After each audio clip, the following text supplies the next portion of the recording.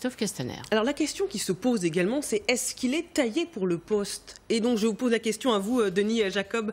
Bonjour, secrétaire général du syndicat de police Alternative CFDT. C'est votre nouveau patron. Quel regard vous portez sur votre nouveau ministre?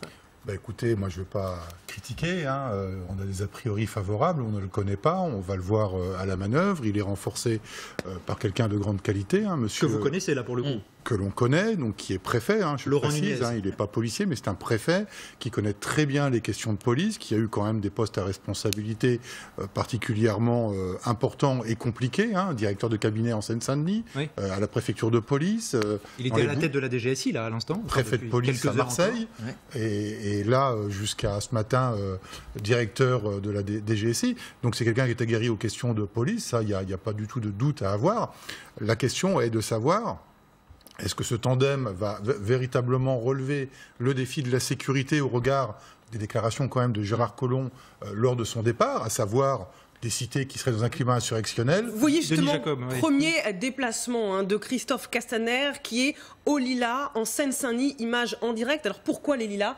C'est là qu'un adolescent de 13 ans est mort, frappé à coups de barre de fer dans une rixe entre deux bandes rivales. Un meurtre qui touche quasiment un enfant et qui a bouleversé la Seine-Saint-Denis. Vous pensez qu'il sera l'homme de la situation, notamment pour répondre à ce phénomène de violence qui s'accentue avec des protagonistes de plus en plus jeunes? Alors écoutez, là je dirais sur le déplacement, c'est classique dans un remaniement, à chaque fois qu'on a un nouveau ministre de l'Intérieur qui est nommé, l'a fait la semaine dernière, il y a 15 jours. Il y a directement un déplacement sur un sujet d'actualité. Édouard Philippe l'a fait il y a une quinzaine de jours.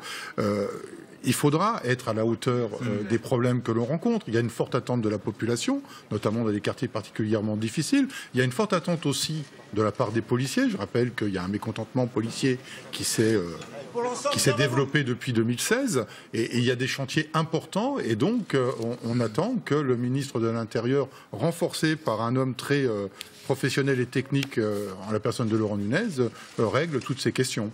Alors on va avoir une réponse là-dessus. Denis Jacob.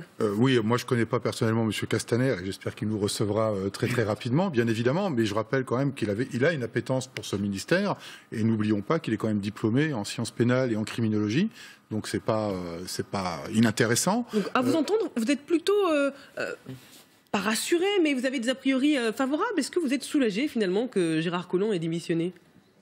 Soulagé, je ne sais pas si c'est le terme. En tous les cas, le bilan de M. Collomb est très limité. 18 mois, on ne peut pas faire avancer l'institution et en interne et en externe sur des dossiers de fond en 18 mois. Ce n'est pas possible. Donc là, on espère que c'est un tandem, effectivement, qui va durer jusqu'à la fin du mandat de ce gouvernement. Nous, on a des attentes fortes.